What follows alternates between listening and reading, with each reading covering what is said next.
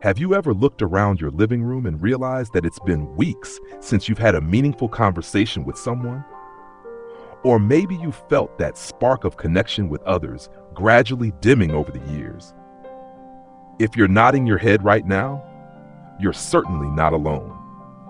I'm here today to talk about something that matters deeply to all of us, no matter our age, our relationships with others. You know, there's this myth floating around that as we get older, especially after 70, our social circles naturally shrink and our connections become less vibrant. But I'm here to tell you that couldn't be further from the truth. The reality is that our golden years can be some of the most rewarding times for building and strengthening relationships if we approach them with intention and wisdom. The beauty of being in your 70s, 80s, and beyond is that you've collected decades of life experience. You've weathered storms, celebrated joys, and learned what truly matters. And what matters most? The people we share our lives with. The connections that bring meaning, support, and joy to our everyday experiences. I remember meeting Martha, an 82-year-old dynamo who told me something I'll never forget. She said, "When I turned 70, I realized I had spent my whole life worrying about what others thought of me. At 75, I finally stopped caring. And now, I'm having the most authentic relationships I've ever had." Martha's wisdom reminds us that it's never too late to transform our connections with others. Today, we're going to explore 5 meaningful ways to reignite joy through stronger relationships after 70. These aren't complicated techniques requiring special skills. They're heartfelt approaches that honor your life experience while opening doors to deeper connections. Let's start with the first way to build stronger relationships, embracing vulnerability and authenticity. Many of us grew up in generations where keeping a stiff upper lip was valued. Showing emotion or admitting weakness, that wasn't something many of us were encouraged to do. But here's the beautiful paradox. The very thing we've been avoiding might be the key to the richest relationships of our lives. Being authentic means showing up as your true self, complete with your quirks, your challenges, and yes, even your struggles. It means sharing not just the highlight reel of your life, but the raw footage too. When we peel back those layers of protection we've built up over decades, something magical happens. We create space for genuine connection. I think about Frank, who at 76 finally told his weekly card group about his hearing difficulties. For years, he'd been nodding along, pretending to catch every word, growing increasingly isolated, even while surrounded by friends. The day he finally said, "Fellas, I'm having trouble hearing the conversation when everyone talks at once," everything changed. His friends began speaking more clearly, facing him directly, and checking in to make sure he was following along. What's more, 2 others in the group admitted they were struggling too. Now they have a system that works for everyone, and Frank tells me their Thursday night games are more enjoyable than they've been in years. Vulnerability isn't weakness, it's courage in its purest form. And at this stage of life, what do we have to lose by being authentic? The freedom that comes with age is that many of the social pressures that once constrained us have fallen away. We have earned the right to be exactly who we are. Try this. The next time you're with someone you care about, share something you've been keeping to yourself. It doesn't have to be earth-shattering. Maybe it's a concern about your health, a dream you've never expressed, or simply how much their friendship means to you. Watch what happens when you open that door, even just a crack. More often than not, the other person will walk through it, meeting your authenticity with their own. Now, let's move to our second key to stronger relationships, creating rituals of connection. In the busyness of life, even during retirement, relationships can slip into autopilot. We might see the same people regularly, but interact on a surface level. Meaningful connection requires intention, and one of the most powerful ways to build that intention is through rituals. Regular practices that bring you together with purpose. For some, these rituals might be weekly or monthly. For others, they could be daily. The frequency matters less than the quality of attention you bring to them. Consider Eleanor and her daughter who live in different states.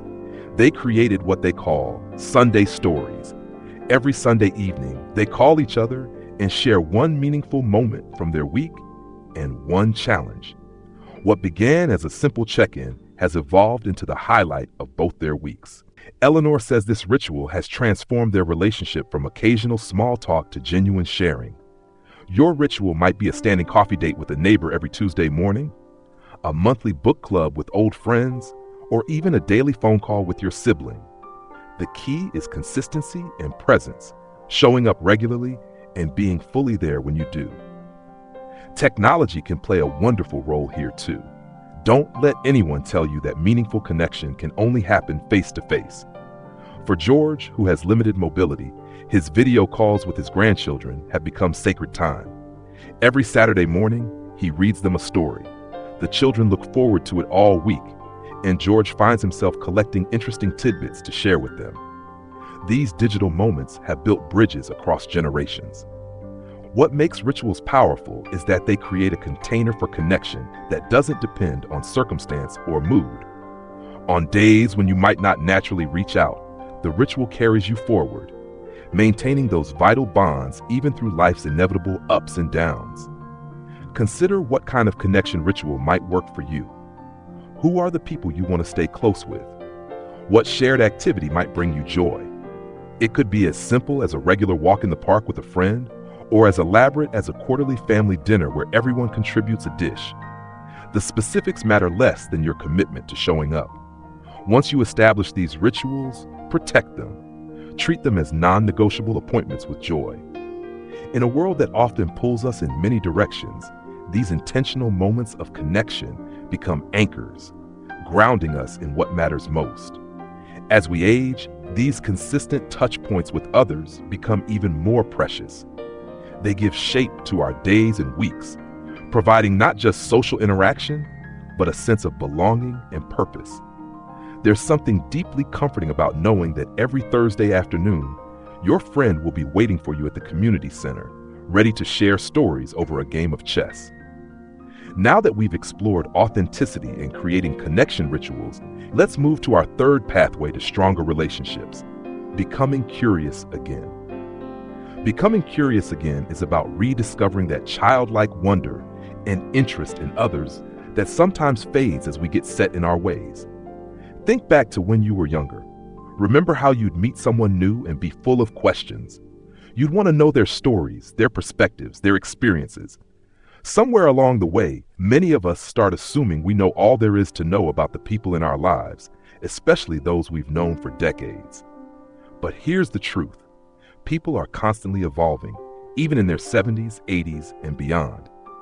Your spouse of 50 years is not the exact same person you married. Your childhood friend has depths you haven't yet explored. When we approach familiar relationships with fresh curiosity, we breathe new life into them. Harriet told me a story that perfectly illustrates this.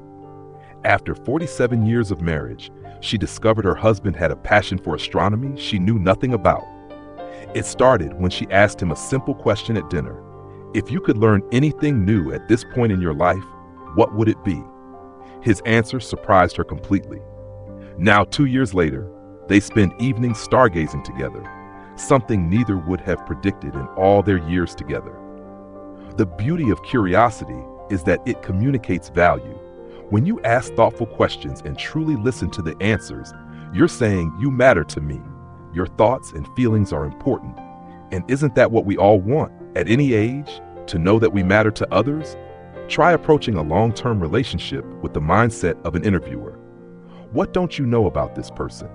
What dreams have they never shared? What worries keep them up at night? What brings them unexpected joy? You might be surprised at how much there is still to discover. This approach works wonders with newer relationships too.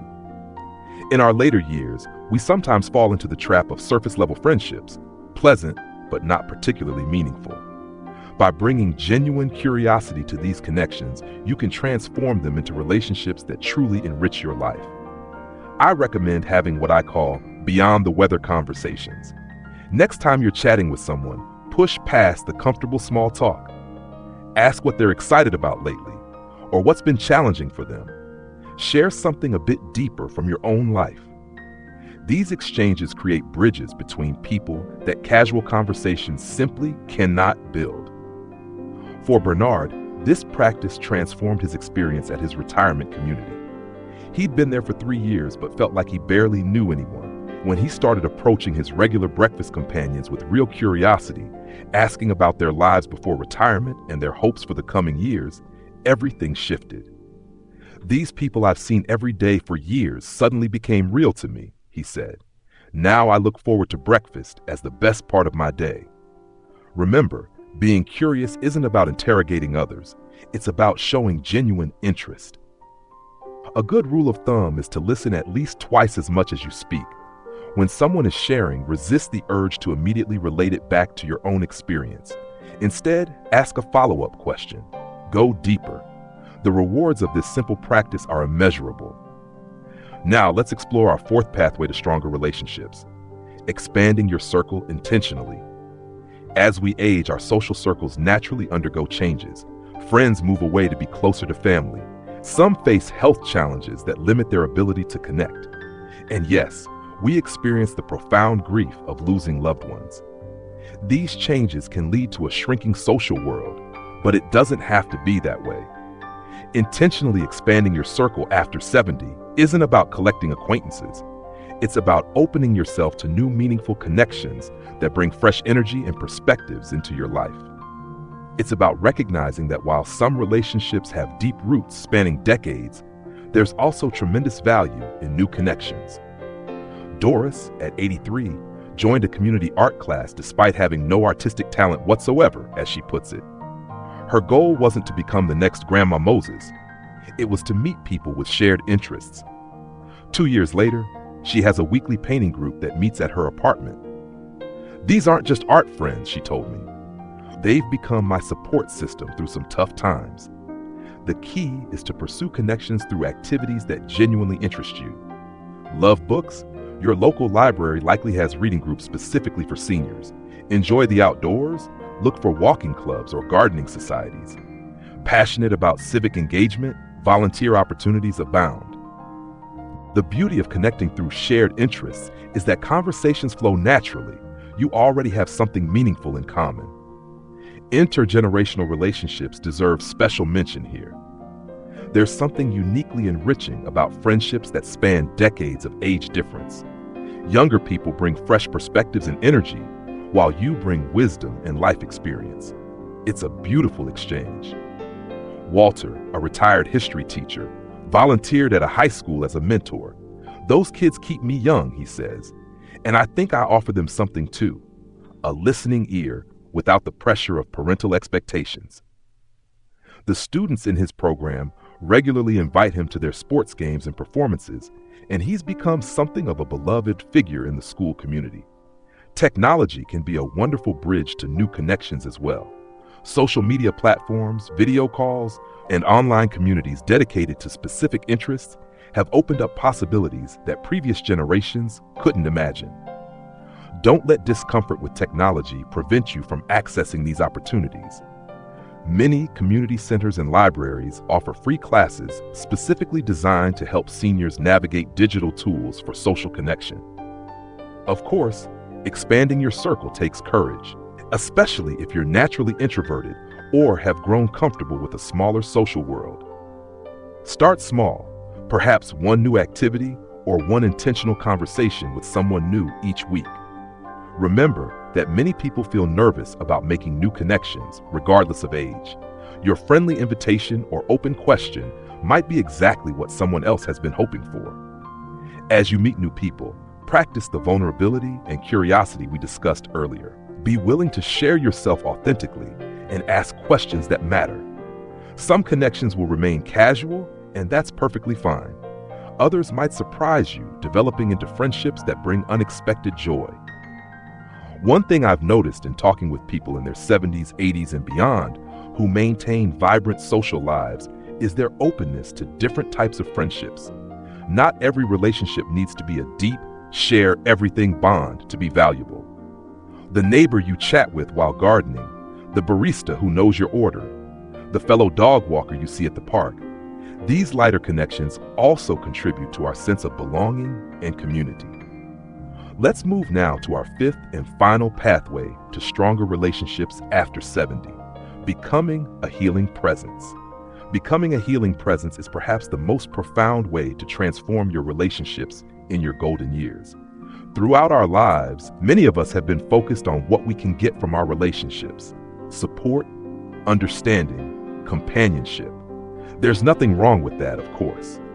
But there's something magical that happens when we shift our focus to what we can give. At this stage of life, you possess wisdom, perspective, and patience that took decades to develop. You've weathered storms that once seemed insurmountable. You've learned which battles are worth fighting and which are better surrendered. This hard-earned wisdom is one of the greatest gifts you can offer to others. Margaret, who just celebrated her 91st birthday, told me something I'll never forget. She said, "In my younger years, I was always right, and I made sure everyone knew it. Now I realize being kind is far more important than being right." Margaret has become a person people naturally turn to when life gets complicated. Not because she has all the answers, but because she creates a space where people feel seen and valued without judgment.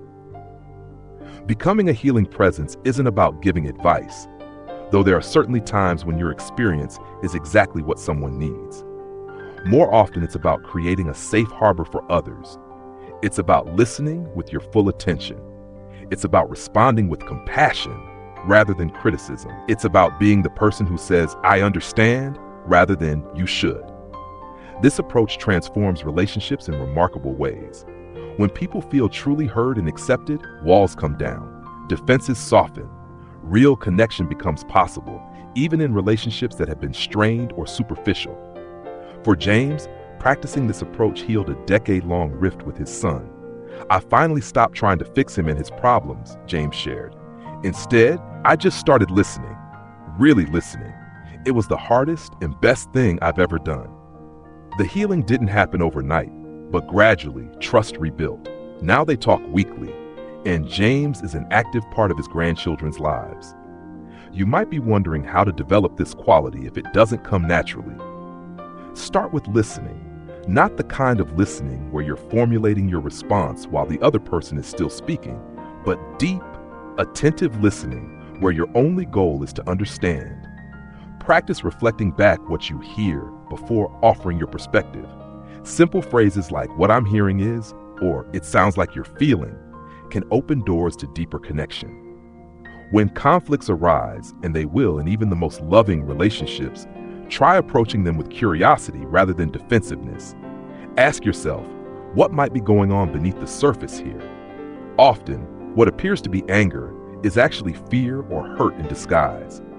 When you can respond to the underlying emotion rather than the presenting behavior, healing becomes possible. Another powerful aspect of being a healing presence is offering forgiveness, both to others and to yourself. Many of us carry old hurts, disappointments, and regrets. These burdens grow heavier with time, not lighter, unless we consciously choose to set them down. Forgiveness doesn't mean condoning hurtful actions. It means freeing yourself from the ongoing pain of holding on to them. Sylvia described her decision to forgive a friend's betrayal as taking off a heavy backpack I'd been carrying uphill for 20 years. The relationship didn't fully repair. Some broken things can't be perfectly mended. But the act of forgiveness allowed Sylvia to move forward with lightness rather than bitterness. Don't forget to extend this same compassion to yourself. Many of us are far harder on ourselves than we would ever be on others. The regrets and should-haves can pile up over 7 or 8 decades of living. Part of becoming a healing presence for others is healing the wounded parts of yourself through self-compassion and acceptance. As we bring our conversation full circle, I want to emphasize that strengthening relationships after 70 isn't just a nice idea. It's essential to your well-being. Research consistently shows that meaningful social connections are as important to our health as exercise, nutrition, and not smoking. People with strong relationships live longer, recover more quickly from illness, and experience less cognitive decline. But beyond these measurable benefits, rich relationships simply make life worth living. They bring color to our days, meaning to our experiences, and comfort during difficult times. They remind us that we matter, and that our presence in the world continues to have purpose and impact. I hope the 5 pathways we've explored today, embracing vulnerability, creating connection rituals, becoming curious again, expanding your circle intentionally, and becoming a healing presence, give you practical ways to enrich your relationships, whether they're decades old or just beginning. Remember Martha, who at 82 finally stopped worrying about what others thought of her? She told me recently that the past decade has been the richest of her life, relationally speaking. I wish I'd known in my 40s what I know now about connecting with people, she said, but I'm grateful to have learned it at all. That's the beautiful thing about growth and wisdom. It's never too late to learn, to change, to deepen.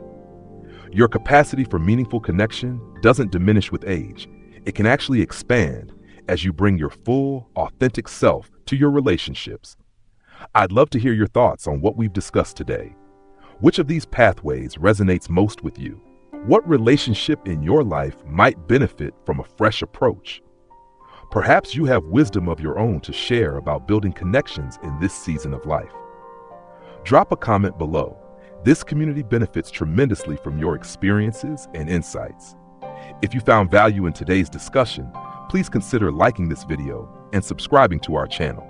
We're committed to bringing you content that speaks directly to the joys and challenges of life's golden years. Thank you for spending this time with me today. Remember, every day brings new opportunities to connect, to grow, and to experience joy through the beautiful web of relationships that sustain us. Until next time, take good care of yourself and of each other.